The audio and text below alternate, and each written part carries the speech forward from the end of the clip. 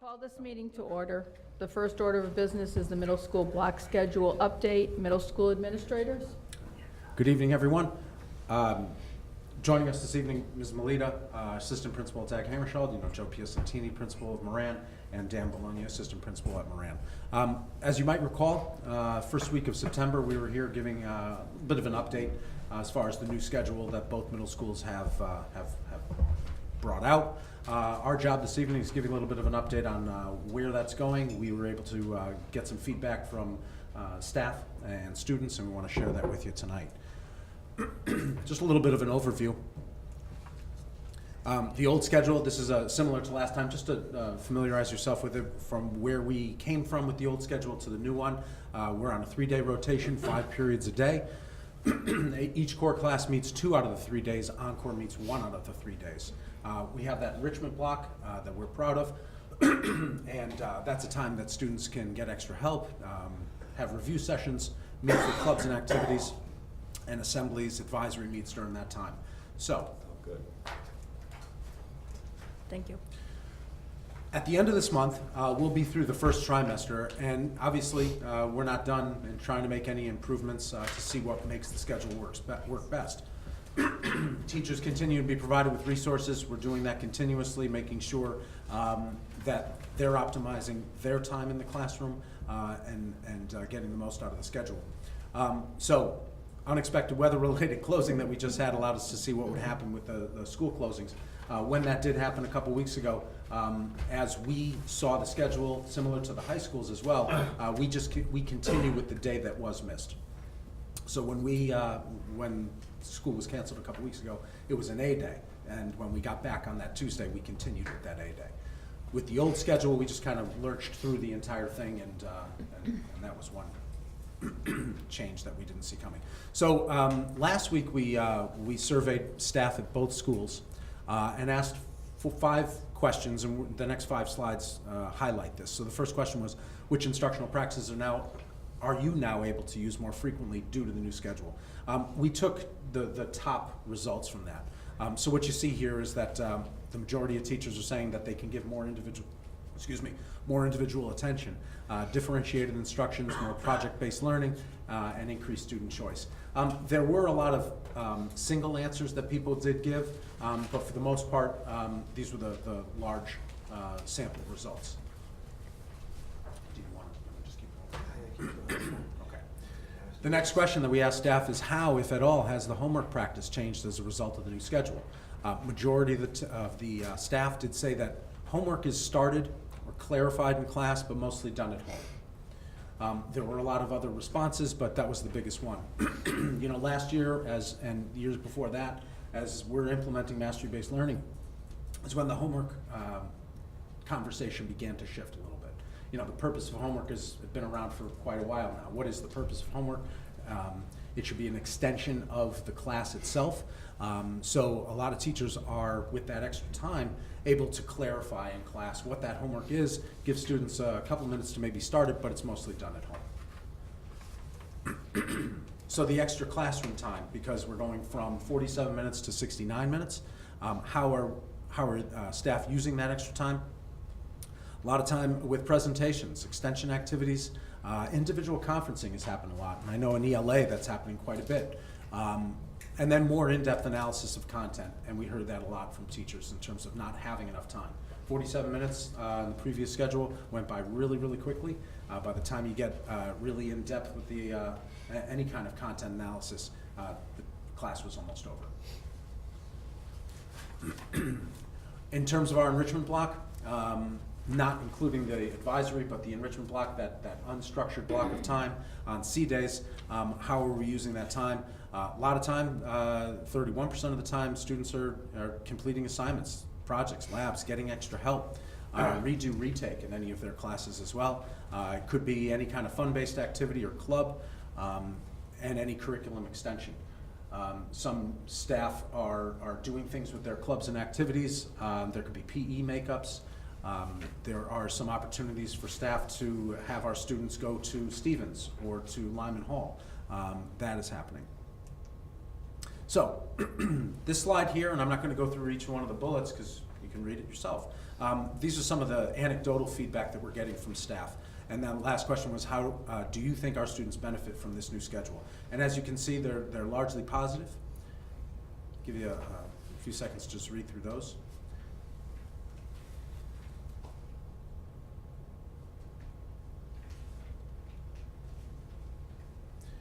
We didn't want to just give the positive feedback without giving some of the more critical ones, and that's where this slide comes in. So while there are pros and cons to it, obviously the added class time is a benefit. There's more in-depth time, and that teachers can and students can interact with the content. But you know, the last bullet there, you know, students, and this might be endemic to just kids in general, maybe not taking control of their learning and taking responsibility. That's been going on for a long time. But you know, we try to get our students to make the investment, but sometimes, you know, motivation is one of those things that we want our students to have fully and intrinsically, but you know, as teachers and that person's estimation might not be taking control of the class time, and that happens. So a little bit more feedback on this one when it comes to how the schedule benefits our students.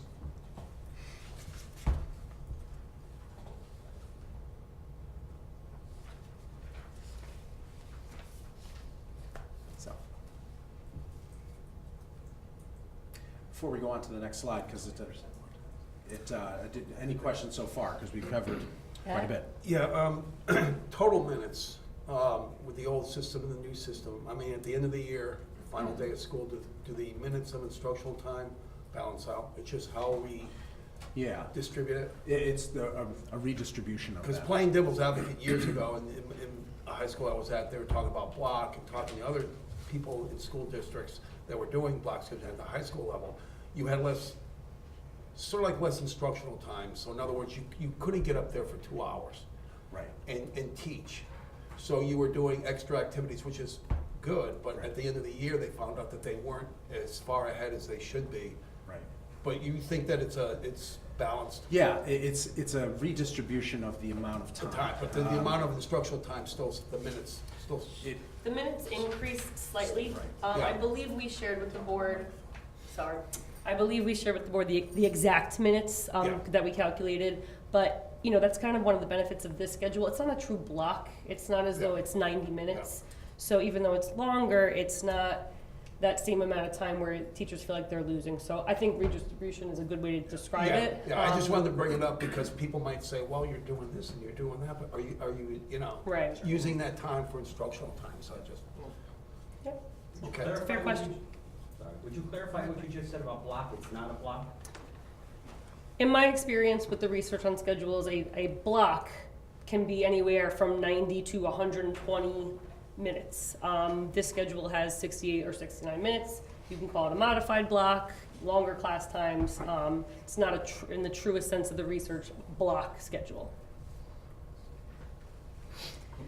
On our last conversation about this, there was some concern about lunch waves and time for students to eat lunch. Has that been remedied?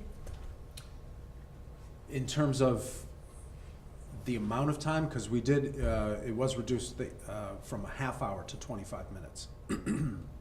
But in terms of their, how the lunch waves are scheduled, what was the concern? I had feedback from parents that there was a concern that students were not having enough time to eat their lunch or get their lunch. Yeah, and speaking from Dag Hammarskjöld, our students, and we're at the lunch waves every day, students are finishing their lunch within the time that they need to.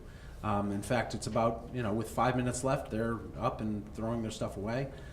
There have been some times where we had to, maybe the lunch line wasn't moving as fast, and by the time that the students went through it all, that block of students or so, we had to give them a few minutes, but that's happened 1 or 2 times. I do know there's another issue when it comes to a late lunch. Maybe this was what you were alluding to. There are, for 7th grade, 1 out of the 3 days, and for 8th grade, 2 out of the 3 days, their lunch starts at 12:47, which is a long time to go from when you have breakfast all the way to 12:47. So the concern from a number of parents was if a snack could be available in the period before lunch or even the period before that. And staff have made that concession, and with their judgment, they're allowing kids to have a snack because it is a long time, and it's hard to concentrate when you're really that super hungry. But just for those 2 grades. 6th grade's not impacted by that. 7th, only 1 day. 8th, 2 out of the 3. But it's been fine to Mike? Yeah, can you go back to how you're using the extra classroom time?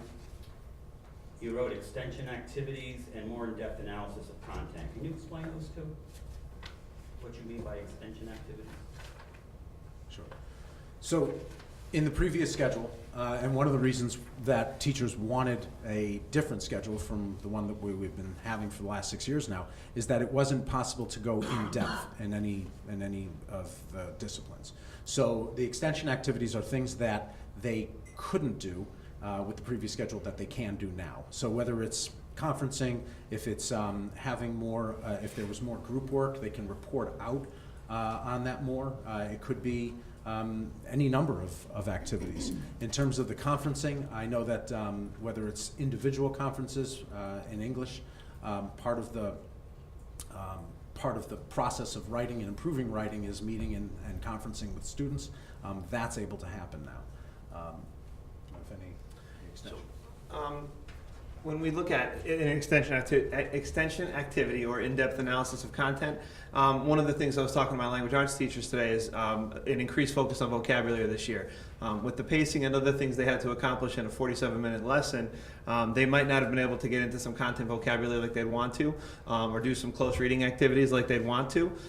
So it allows them the time to do that while still hitting on the important lesson points that they had without carrying it over to the next day. So they were able to hit that content vocabulary while it was still relevant to what they had taught. And that's where we look at some of the extension activities relevant to that, like a close reading activity or an in-depth analysis of the content. They look at, again, a little more closely at the content they're looking at, or one particular.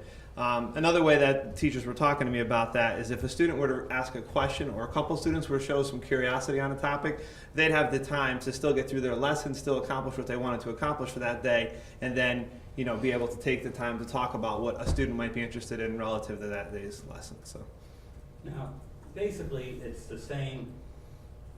You're doubling up, you're extended the period from 40-some odd minutes to 70 minutes, but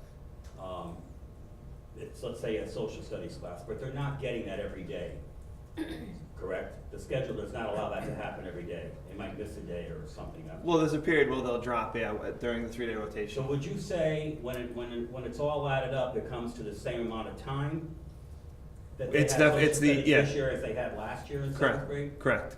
It's just that It's just moved around differently. It's much the same as we were explaining before. Yeah, it's just using the minutes differently, but the minutes add up to be the same amount, if not slightly higher. I don't remember the minutes top of my head. I know Encore increased quite a bit. Our core classes were negligible, if anything, but it was very close.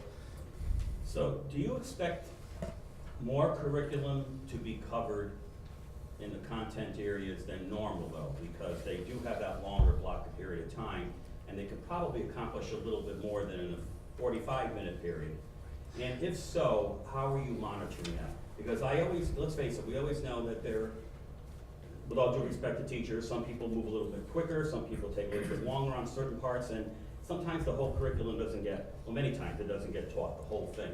I'm wondering if we're gonna see an increase in that, and if so, how are you gonna monitor that? I guess I'll start and anybody else can jump in. I guess I don't necessarily, it'll remain to be seen whether we can accomplish more. Obviously, we're still sort of in the beginning stages of it. I think what we're finding so far in the first trimester is that we're covering it more in depth. We're allowing time for students to explore it at their pace, if sometimes that pace is quicker than others or slower than others. So far what I've seen in the short amount of time we've done it is the depth to which they're covering the curriculum, which it's making teachers more satisfied with what they're teaching. They have a greater feeling that their students have left with more depth of knowledge on that topic. As far as whether they can cover more, I don't know whether that's going to happen or not. Like I said, the minutes will be the same, so they may not necessarily accomplish more. But a couple of the ways that we are keeping track of that is through their data team conversations, where they're meeting with their colleagues, same grade level, same subject, and also in the department meetings, which occur monthly as well, for us to talk to them about their pacing. I had some conversation with teachers today about it in their goal setting meeting, so it happens and comes up in conversation, but I don't know if there's anything that I could judge yet from our standpoint. I don't know if anybody else has a different opinion. I know in terms of time, the way that I think I've noticed is the biggest is that just looking in classrooms and seeing the amount of time in which teachers are focused on sitting with individual students, sitting like by their desks, at their tables, and that ability to spend that extra 15, 20 minutes of really trying to get a good gauge on where kids are with the material, I think is the biggest impact. Not necessarily, am I covering this amount within the month of September and then this amount by October, but I think the ability to judge how much students are really getting out of a lesson and being able to adjust based on, as Mr. Snyder was saying, like kind of their individual ability of where they are. And I think teachers have been more active in terms of conferencing with students, judging understanding, and adjusting their instruction based on that. Thank you. On the enrichment period, what would you say were your main goals in coming up with that enrichment period? I know we talked about it the last time, but I just want to know if those goals are the same. Sure. What we saw is, and it's part of the transition to high school, office hours, as you know, is done at both high schools, but also getting students to think about what to do in unstructured time. Let's face it, this generation today, and I think I alluded to it in September, has had, it's a generalization of course, but has had a lot of things structured for them. And one of the things that kids are saying, and the research is showing, is that kids don't know what to do with unstructured time. So in giving them this time where they can do all the things that they need to do to get the extra help, redo and retake any assignments, it's about thinking of something outside of their regularly dictated schedule. So what we hope to get out of it is obviously that and developing that part of their brain that isn't executive functioning, but at the same time a closer marriage between us and the high school, because when they do get to the high school, and we'll only know this next year when our current 8th graders become freshmen, that they'll be able to say, okay, office hours, that's not a foreign concept as I knew enrichment. So, and in addition to that, it gives them time to catch up on everything they need to catch up on because their day is so structured. But there are a lot of different activities, and that was put in there in the previous slide about clubs and activities meeting. There's a teacher, Mrs. Rich at Dag Hammarskjöld, has meditation that she has with a group of kids. Kids sign up for it. It's very popular. So there's times for them to either catch up on what they need to do or any of the other enriching activities that our staff has developed. I mean, my concern, as I mentioned last time, is I don't want it to become a study hall. I really have a problem with that. And I think what you just said, giving them the responsibility to come up with something to do that's enriching or keeps them busy other than playing on their iPod, I think we have to actively work to getting something done for them to do. I am hearing that kids are doing homework during that time. That's just an issue I have. I think if the period is there, I think we have to utilize it the best way we can, which might mean more work on the staff to kind of come up with ideas. Yes. And as far as the classwork too, the class time, I wouldn't want to see a lot of that time at the end of the period being doing homework and getting Correct. started on homework. Neither do we. That defeats the whole purpose of the 70 minutes. Agreed. Okay, I'll stop. Mrs. Castelli? Yep. Actually, I just flipped the presentation over. I see, I was going to ask if you gotten any student feedback, and I see that I guess, is the next slide. So.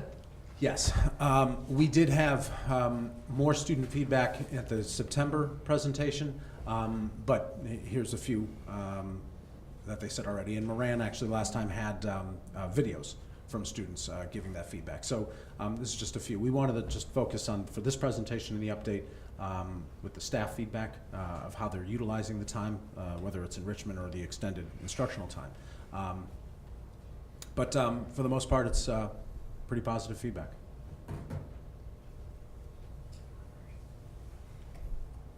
I have to say, the middle school project It's a big Yeah, deal. They it's gotta be huge. around forever and ever. Any other questions? There was one more slide though that, correct on the different Mhm. opportunities. Yes. This speaks to like, these are some of the Yeah. enrichment opportunities. I do remember this from before. I think one thing to consider quickly with enrichment as well is that as far as the study hall conversation you had, we had flex previously in the last schedule. Flex was two days out of the 7, and that was structured as a study hall. So we got away from the study hall model, if anything, with this schedule. Flex they were scheduled only in their homerooms. They did not have any other alternate activities to do other than those students that were band, chorus, or strings. Everyone else during Flex stayed in the rooms they were in. At times they made up some assignments, but for the most part it was a structured study hall where students would be in one location with one teacher, and the only thing they could do was either read silently or complete work or study for work. So with enrichment, we've sort of gotten away from that model. We've opened up the campus a little bit, allowed students to do some of the activities you see up here. One of the benefits actually was on one of the Dag Hammarskjöld teachers' Twitter accounts. It was we have about 100 to 200 students who, for reasons like band, chorus, strings, step, do not have the opportunity to take all of our encore activities. One of the Dag Hammarskjöld students wanted to take Family Consumer Science with Ms. Gerga, but she couldn't do that because of the depth of her schedule already didn't allow for that. So during enrichment, she had an opportunity to go to Family Consumer Science, complete a project she was passionate about. So it does allow some of that open time for kids to explore a passion too. So they're not sitting there just in a structured room. They get to go do something they wouldn't normally have had time to do under our old schedule. So that's seeing something like that really sort of makes you smile and realize, well, that is beneficial for a student to be able to do that. So that's just another example. Board member-elect Mrs. Raccio had a question? I just wanted to mention from system-wide PTAC last month that there was a concern about the encore class sizes. Is there any way to address that? I think there were pushing 30, like 20 to 30 in some of the encores. Yeah, there are examples of that. There's examples of that at the high school too, in terms of classes being that size. For a few of our teachers, they're the only game in town. We have, there's one health teacher at each middle school. Every student has to take health.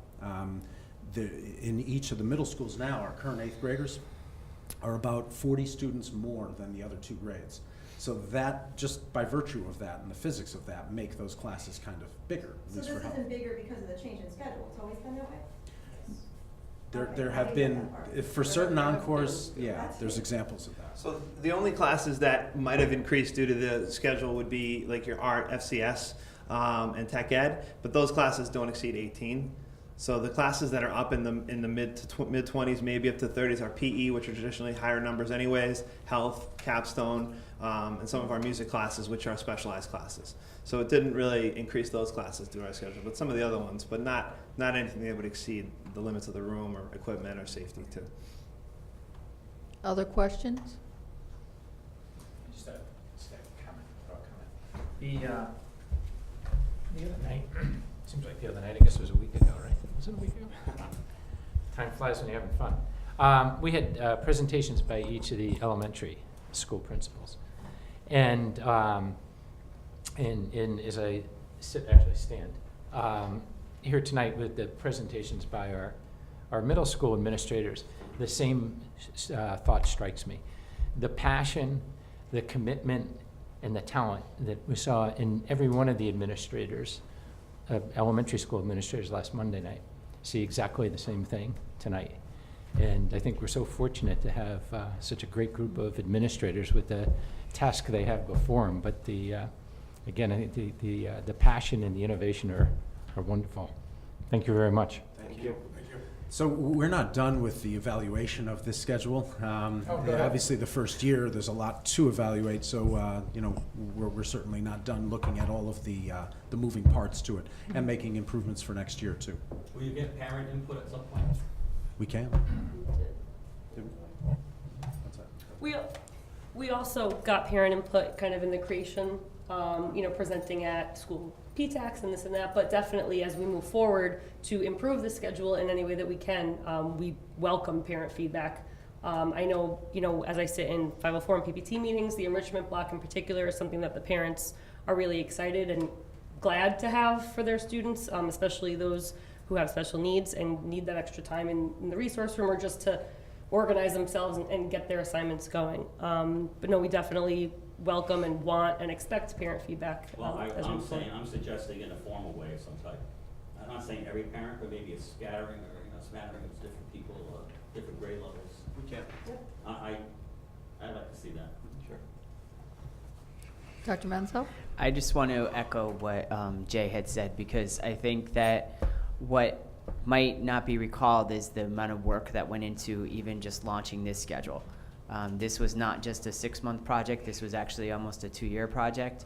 And they looked at it from every angle, looking at the number of minutes, looking at our DIRG to make sure that we had enough teaching time, that we were exceeding teaching time. They listened to staff feedback regarding especially the encore classes, because those were areas that we were a little bit lagging behind in terms of minutes of instruction. They did have the outreach to parents, the students, the staff.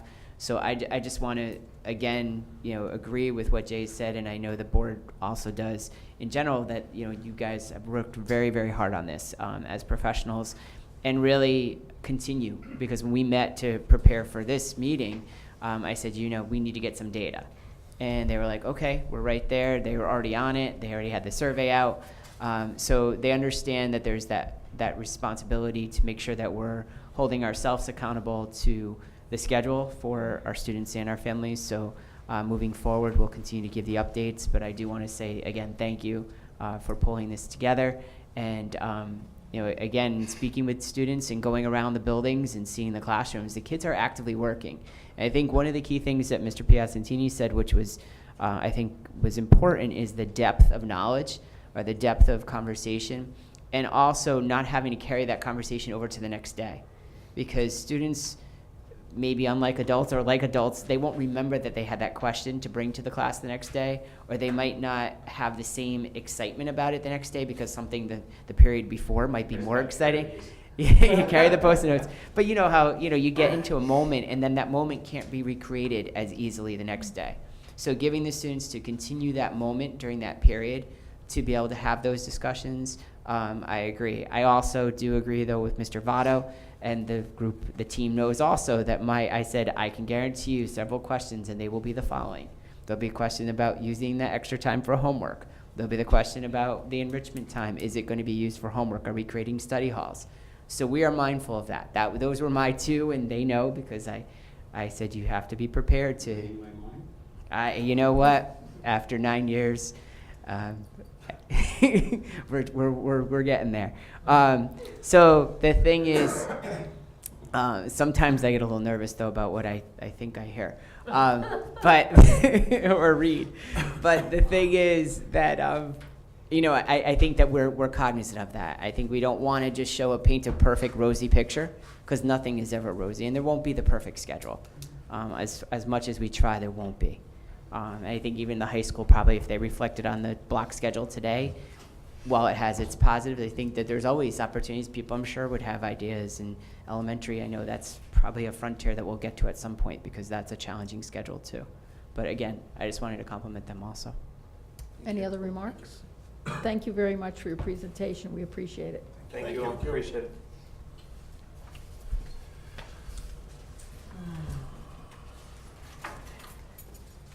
The next item on our agenda is discussion and possible consensus of the Operation Committee meeting minutes of October 10th, 2017.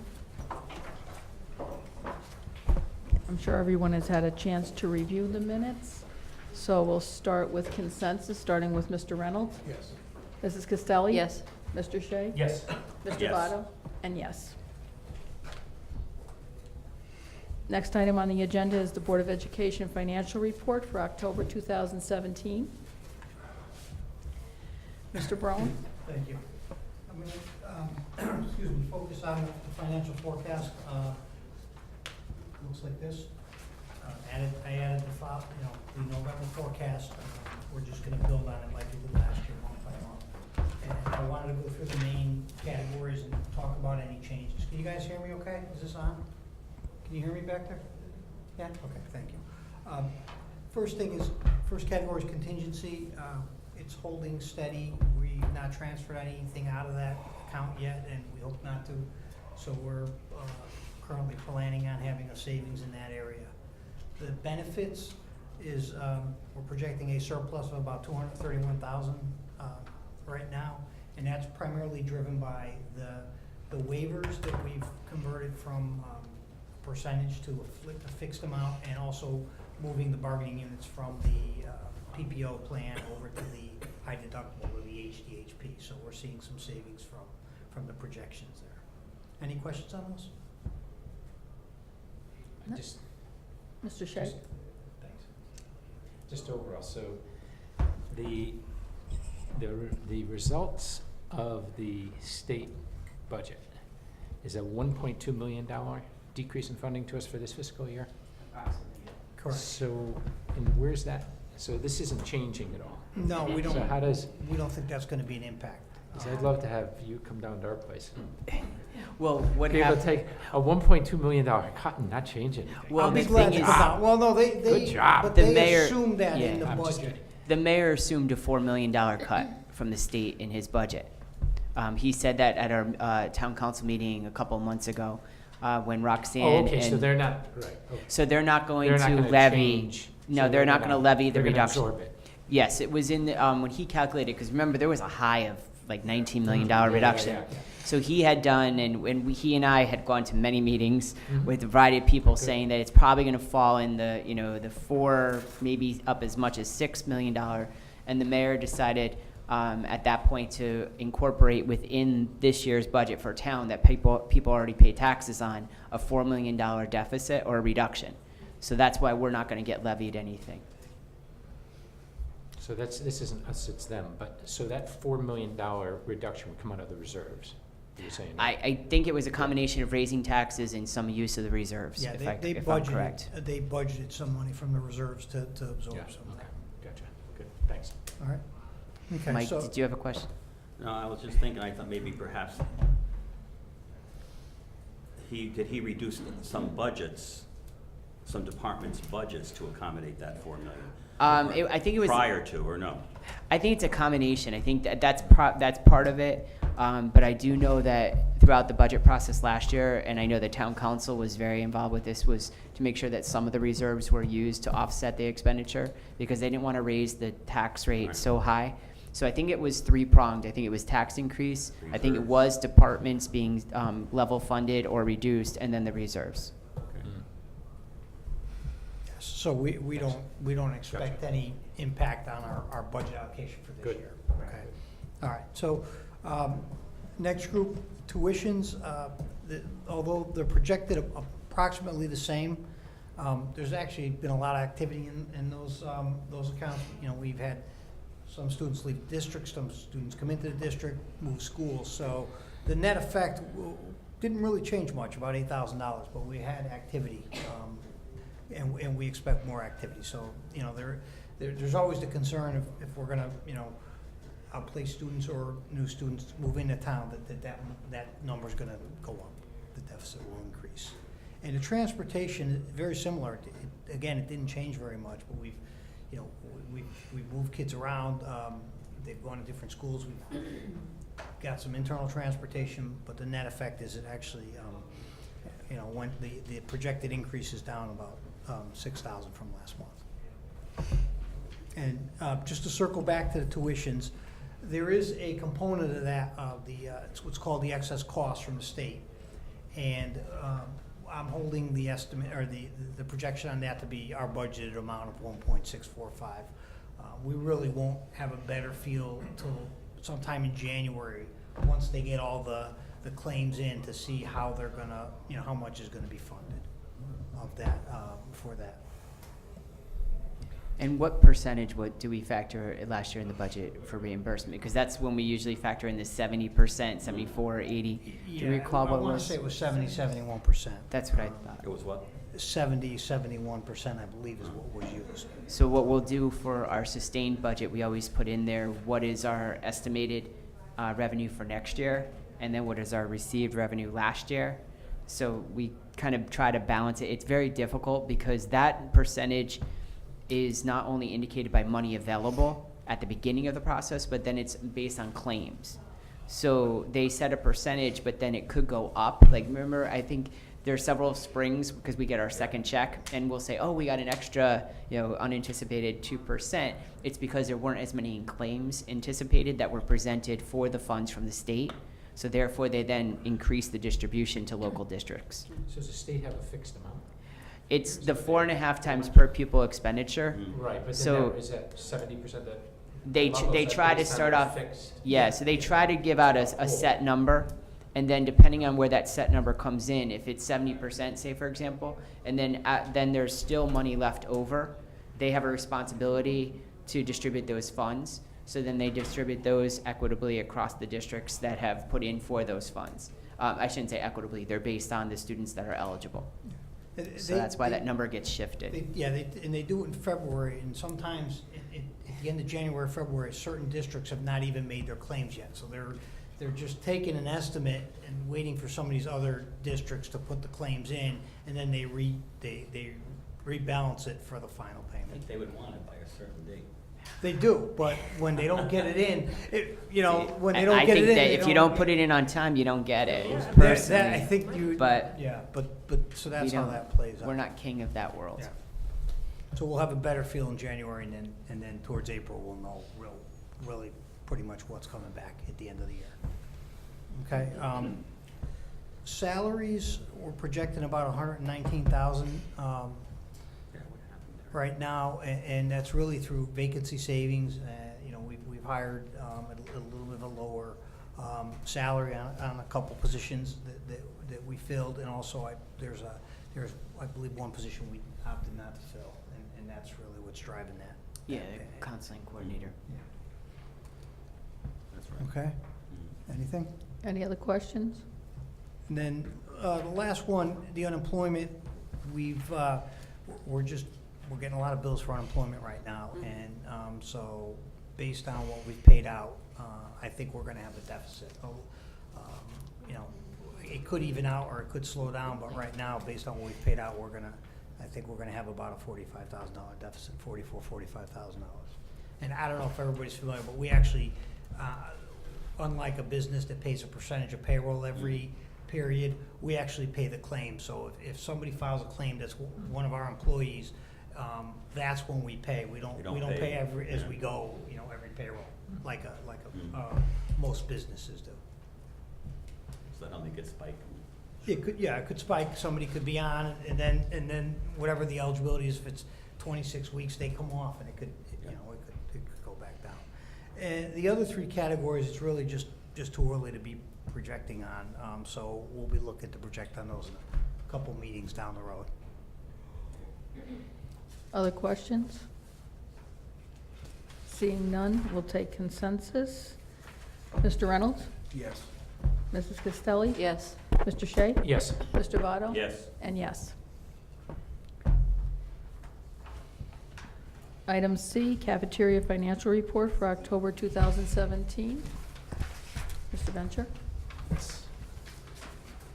First document that should be in order in your packet is the overall summary of the operation that we've had ongoing for the 3 months. And October, our revenues are down about $5,000, and we noticed a discrepancy in the revenue from last year compared to October. It doesn't state that on your report. Doing further research in the Munis Financial, we noticed that there was a contribution that the board gave to food services last year. So if you take away the $213 revenue that they had last year, it was actually it was a $38,000 724 contribution. I feel if you take that out, it brings you down to the 175, which was the revenue for last year, and we brought in 169. It was about $6,000 variance. On the meal counts, we had 38,000 and change, and the variance there was 4,000 meals were down. Overall, we noticed a 9.6% decrease compared to last year. We did see some improvement, as you could see, of over 2.5% from the previous month when we were here in September, where we were down 11.5%. So there is some improvement going on in the lunch program in meals. Expenses was 157. It changed compared to last year at 138, and the reason behind that is we've noticed and Dominic just mentioned it, we noticed an increase in the unemployment wages where the last year's director is put in a claim, and we are getting hit with that starting in October. We also noticed an increase in our service repairs where, and I did mention to everyone last month, the equipment is old and it's being maintained. We have ongoing service orders to our vendors to include Thursday when we were walking out of here for the long weekend. Another refrigerator went down at Highland, so it's an ongoing thing. As mentioned, Mark and I are going to try to do a preventive maintenance in the spring to see what we could do for the summer months. Supplies were up a little. We noticed that was mainly towards a higher inventory in our paper goods that we use quite a bit of. So that's why the expenses were higher than anticipated. If you go to the next document, is the detail, and those numbers obviously roll over to the summary that we just went over. Once again, in the middle of the page, if you looked at last year's October, under other catering, the contribution that the board gave to the program is in there. And if you back that out, we're down $6,000 in revenue and sales instead of the $49,000 that it states there on the detail. And then as you go down the column in October of our current year, it shows you the benefits with the unemployment. Wages are up where we're paying about $5,000 and a little more per month extra due to the unemployment. And the same with the service and supplies that we just went over. All in all, we did have a positive gain in the lunch program of $11,000, and thanks to my managers who order food, they are still controlling the costs of an everyday what we do in school lunch every day, and they do a great job with that. Any questions on that document? Questions? I do have a question. On average, what are the ages of our appliances in district? Mark could probably further answer that since I'm the... They vary from brand new to probably 50 years. up to 45, 50 years old. Most of it right now, Karen, is coming in under refrigeration. The refrigerators, the stand-up coolers in the elementaries got hit as soon as we got back in August, and they currently, every month, we are seeing something go down. So we have somewhat of a plan to, like I said, do a preventive maintenance in-house where we could possibly have our custodians this summer just by a simple vacuuming out the coils on the compressors where all the dust collects on top of the units. That just hasn't been getting done. We feel if that gets, the company told us that if we take care of those coils, you'll see less service calls and not as much paid out on the expense. So we're going to look into that. Is there a way we can vacuum that a little sooner than the summer, or? Mark would have to possibly answer that. Not with food around. I don't believe that's going to fit in with normal custodial work during the school year.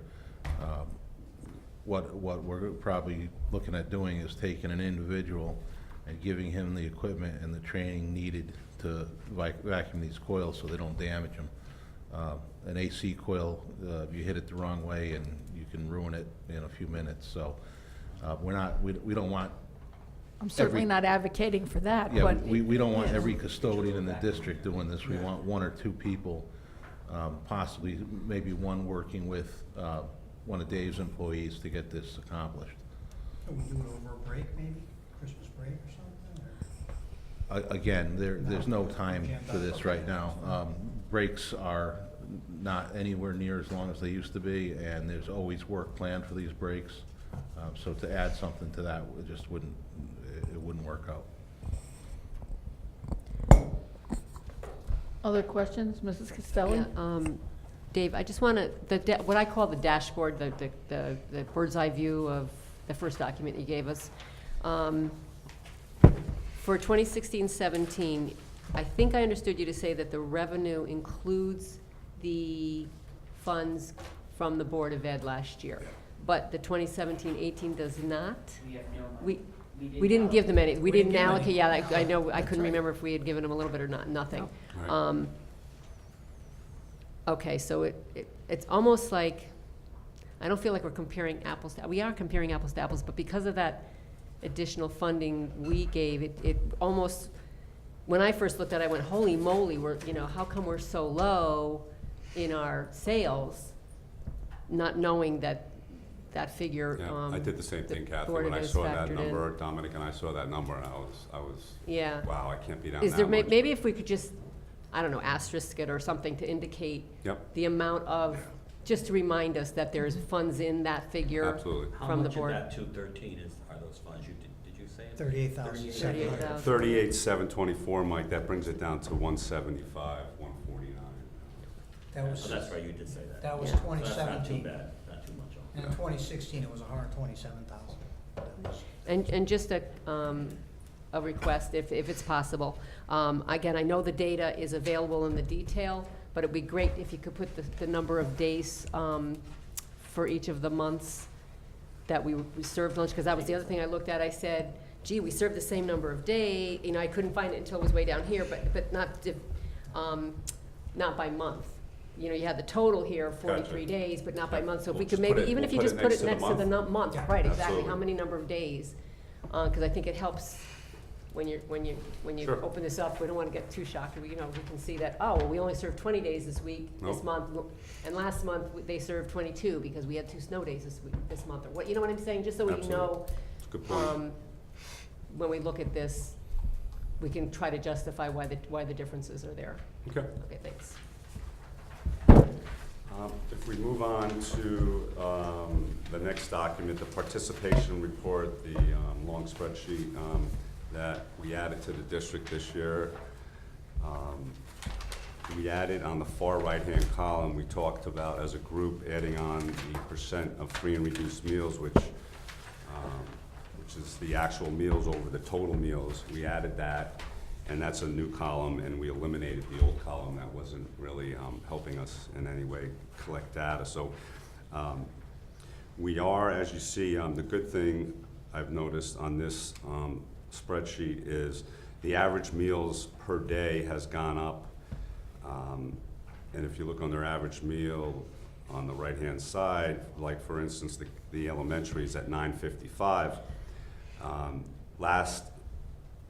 Last meeting here in September's financials, it was $8.27. So we noticed a slight improvement on that end.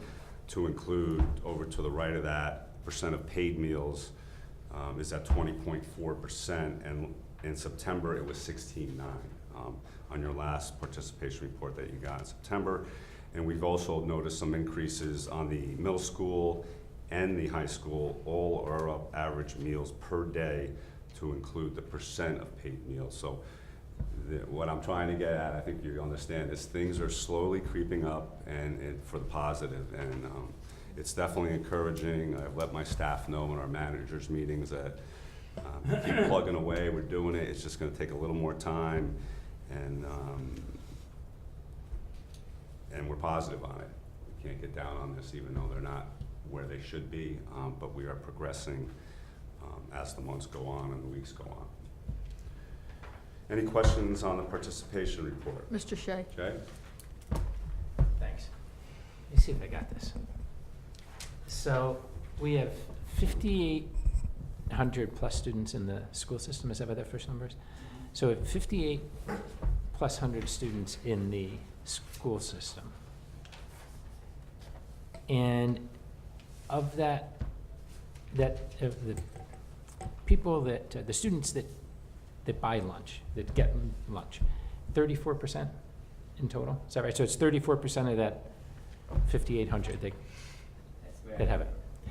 So, and then the free and reduced is 20, I'm looking at total again. 22.7, so, right, so the paid lunches are only 12% of the total student population?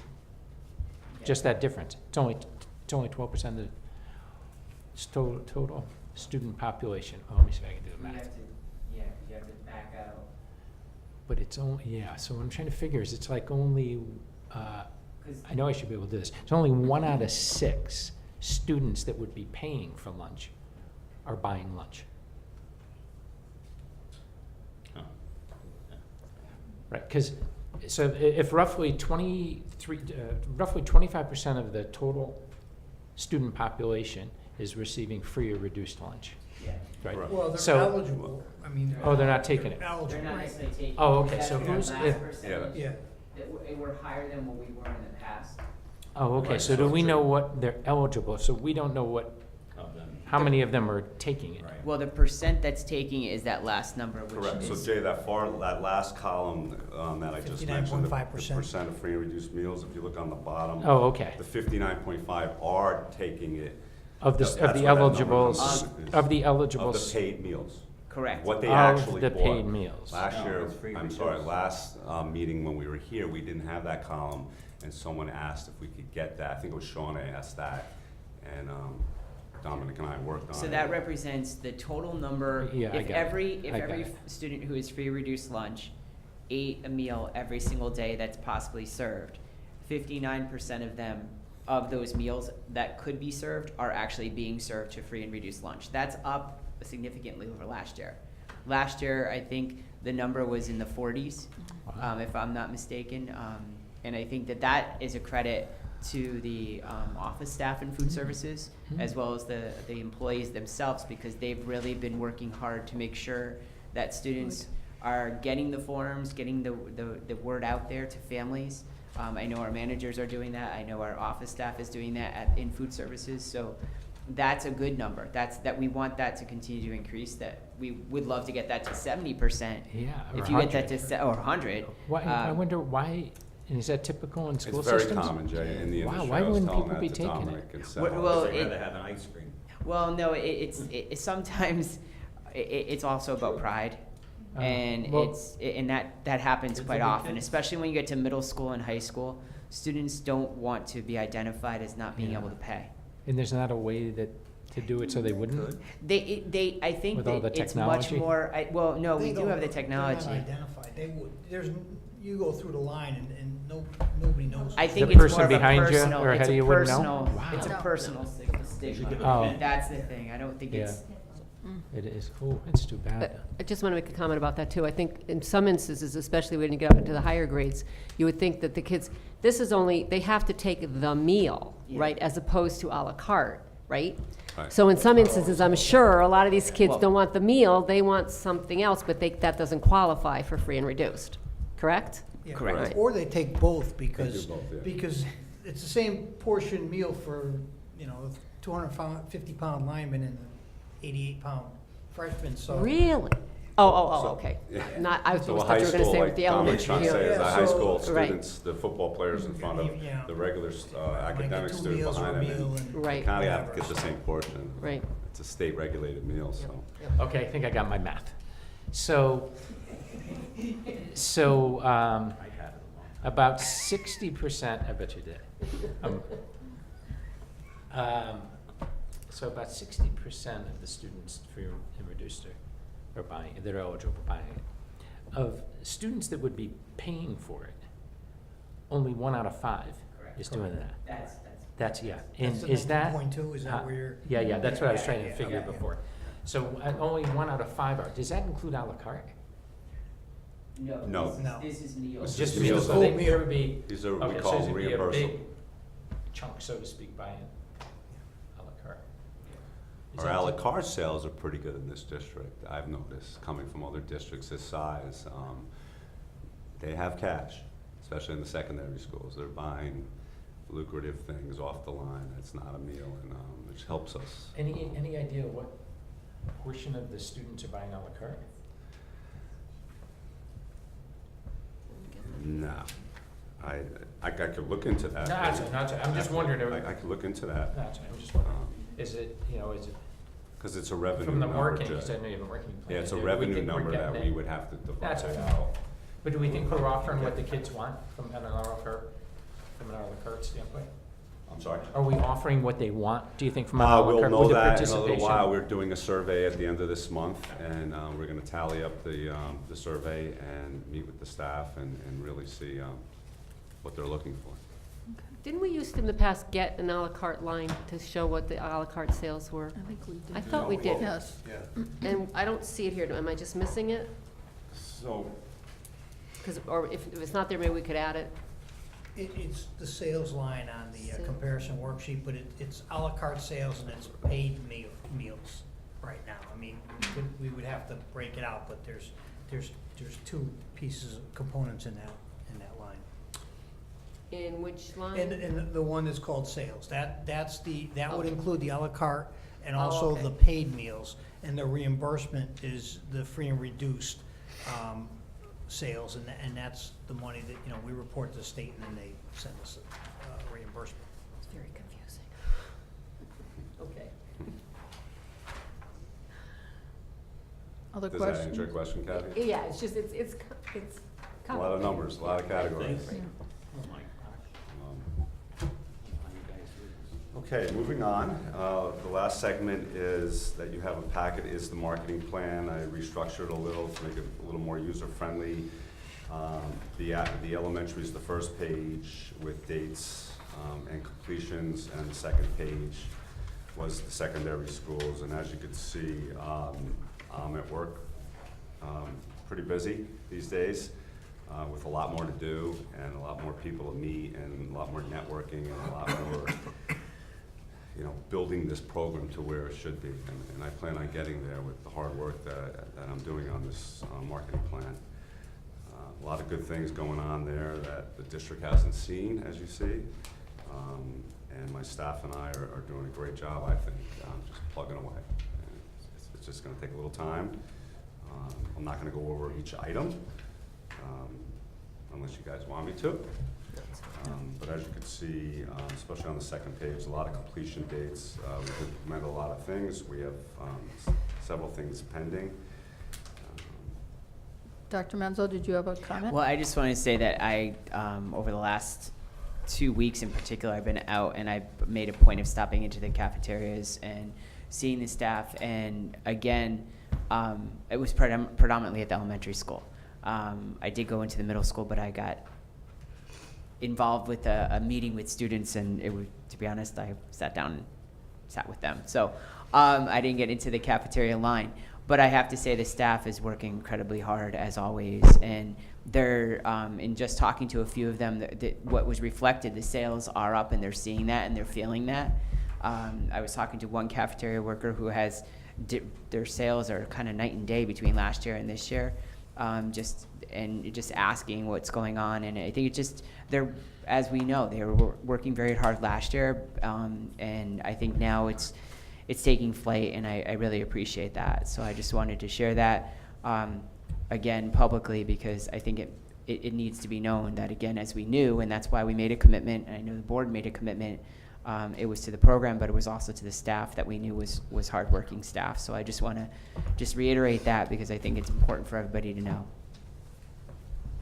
And I'll second that too. And I'm very fortunate. I tell people outside of this district that we have a great staff here, and I'm very fortunate to have a lot of seasoned managers and coworkers that make my job a lot easier.